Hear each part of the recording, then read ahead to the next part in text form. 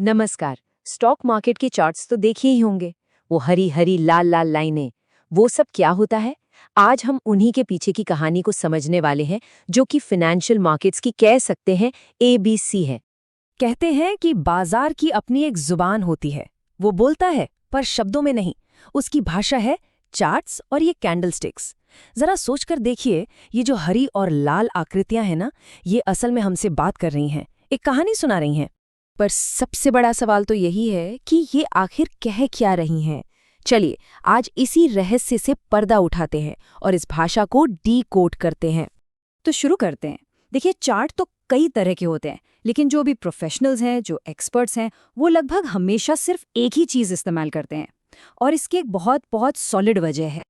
जरा यहाँ देखिए, एक तरफ है ये सिंपल सा लाइन चार्ट। ये सिर्फ एक बात बताता है, कीमत, बस। काफी बेसिक है। लेकिन दूसरी तरफ है हमारी जापानी कैंडलस्टिक। ये एक छोटी सी शक्ल में समझ लीजिए जानकारी का खजाना है। एक नहीं, दो नहीं, बल्कि चार चार जरूरी डेटा पॉइंट्स एक साथ दिखाती है। और बस यही बात इसे इतना पावरफुल बना देती है। अच्छा, तो अब एक कैंडलस्टिक को ना एकदम करीब से देखते हैं, एक डॉक्टर की तरह। जैसे डॉक्टर शरीर के हर हिस्से को समझते हैं, वैसे ही हम इसके हर एक पार्ट को समझेंगे। तो चलिए शुरू करते हैं इसका ऑपरेशन। सबसे पहली और सबसे आसान चीज है रंग। हिसाब बड़ा सीधा है।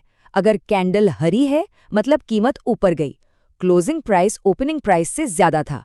और अगर लाल है तो बिल्कुल उल्टा, कीमत नीचे गई। बस इतना ही। अब ये जो मोटा वाला हिस्सा है, इसे कहते हैं बॉडी। ये दिखाता है कि जहां से कीमत खुली और जहां पर बंद हुई उसके बीच का फासला कितना था। और एक बात याद रखने वाली है, ये बॉडी जितनी लंबी होगी ना, समझ लीजिए कि उस दिन खरीदने और बेचने वालों में खींचतान भी उतनी ही जबरदस्त हुई है। और ये जो बॉडी के ऊपर नीचे पतली पतली डंडियां दिख रही हैं, इन्हें कहते हैं विक्स या शैडो। ये उस दिन का पूरा ड्रामा दिखाती हैं। मतलब कीमत सबसे ऊपर कहाँ तक गई थी और सबसे नीचे कहाँ तक गिरी थी।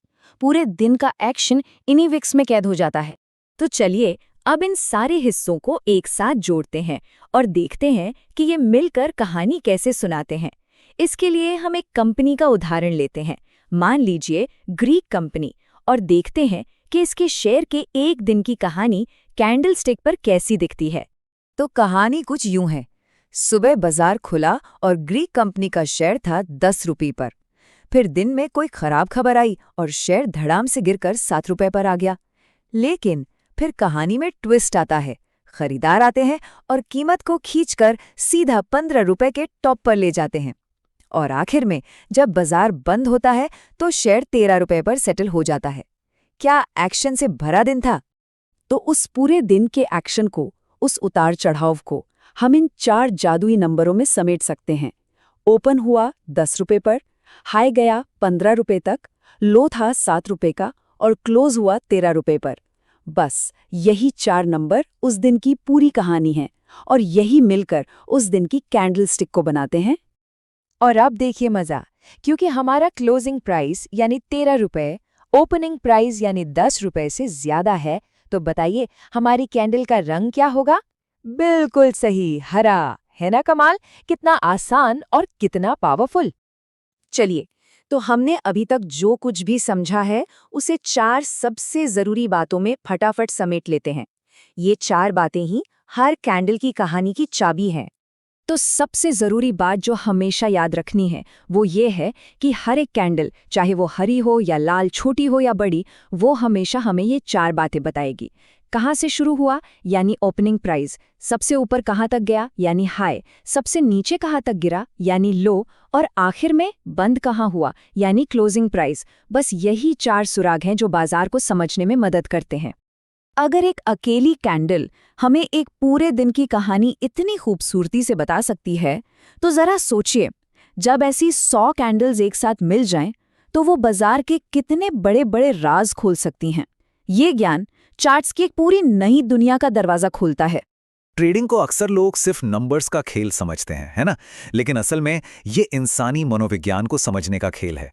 और बाजार का मूड समझने का सबसे अच्छा तरीका क्या है? उसकी भाषा सीखना। और वो भाषा है कैंडलस्टिक चार्ट्स। तो आज हम इसी भाषा के 6 सबसे शक्तिशाली शब्दों को सीखने वाले हैं, जो हमें बताएंगे कि बाजार का अगला कदम क्या हो सकता है। ये जो चार्ट्स पर ऊपर नीचे जाती हुई लकीरें हैं ना, ये सिर्फ लकीरें नहीं हैं, ये तो खरीदारों यानी बुल्स और विक्रेताओं मतलब बेयर्स के बीच चल रही एक जंग की पूरी कहानी है। हर एक कैंडल इस कहानी का एक नया अध्याय है।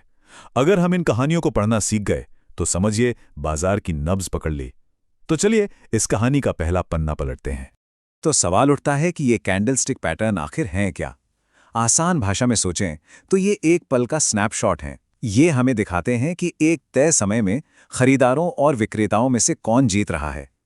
ये पैटर्न हमें सिर्फ कीमत नहीं बताते, बल्कि बाजार की भावनाओं के बारे में भी बहुत ज़रूरी सुराग देते हैं, जिससे हम अंदाज़ा लगा सकते हैं कि आगे क्या होने वाला है।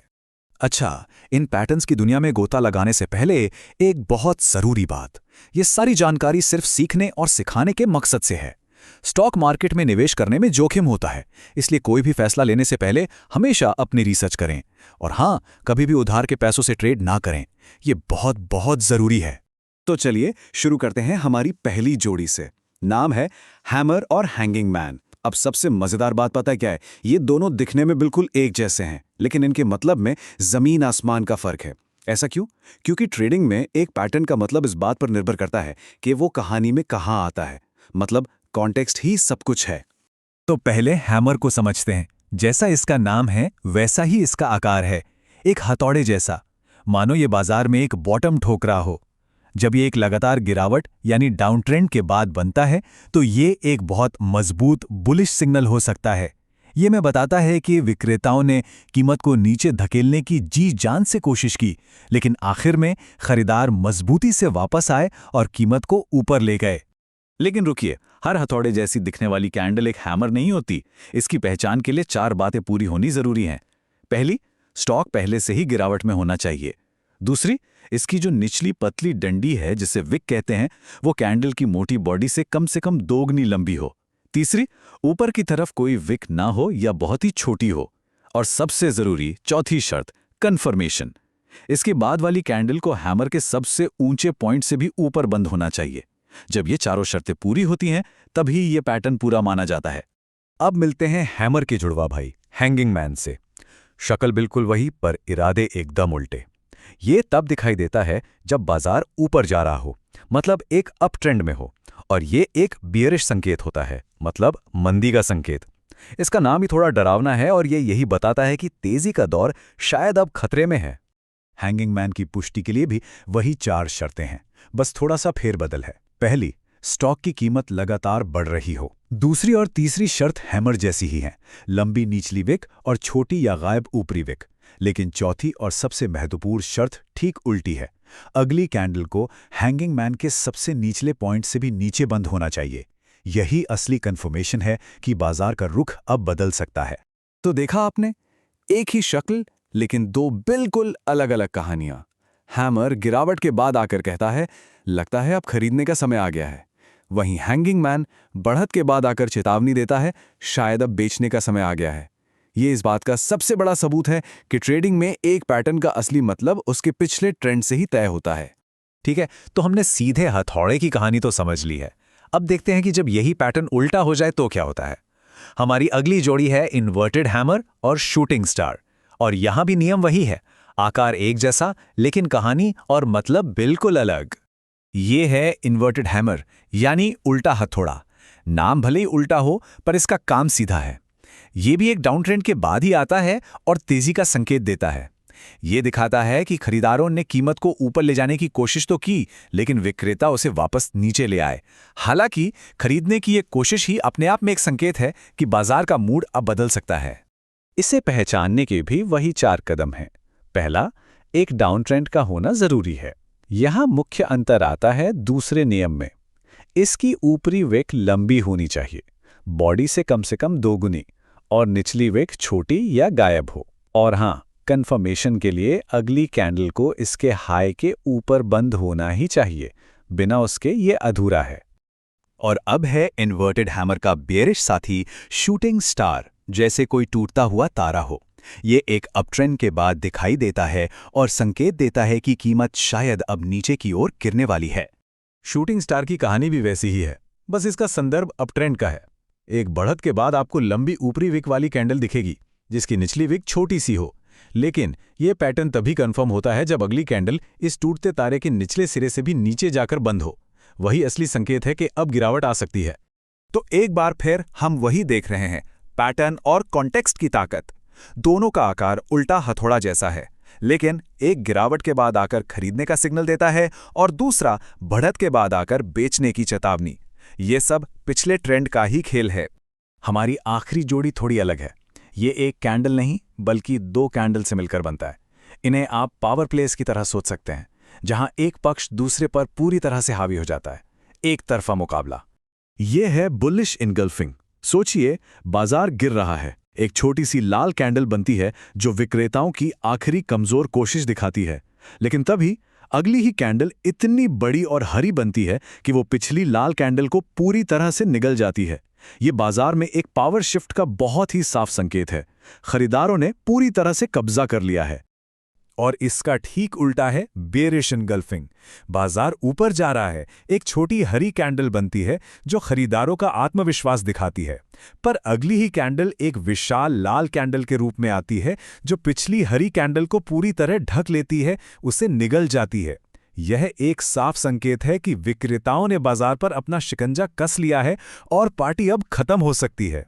तो हमने 6 शक्तिशाली पैटर्न सीख लिए हैं। अब ऐसा करते हैं, इन सभी को एक साथ रखकर देखते हैं ताकि ये सारी जानकारी दिमाग में अच्छी तरह से बैठ जाएं। एक फटाफट रिकैप करते हैं। तो इसे एक आसान से नियम की तरह याद रख सकते हैं। अगर बाजार गिर रहा है यानी डाउन ट्रेंड में है, तो हमें इन 3 पैटर्न्स पर नजर रखनी है जो तेजी ला सकते हैं: हैमर, इन्वर्टेड हैमर और बुलिश इनगल्फिंग। और अगर बाजार चढ़ रहा है यानी अप ट्रेंड में है, तो इन 3 मंदी के संकेतों से सावधान रहना है: हैंगिंग मैन, शूटिंग स्टार और बेयरिश इनगल्फिंग। सिंपल। अगर इस पूरी बातचीत से सिर्फ एक बात याद रखनी हो तो वो ये है, कॉन्टेक्स्ट ही सब कुछ है।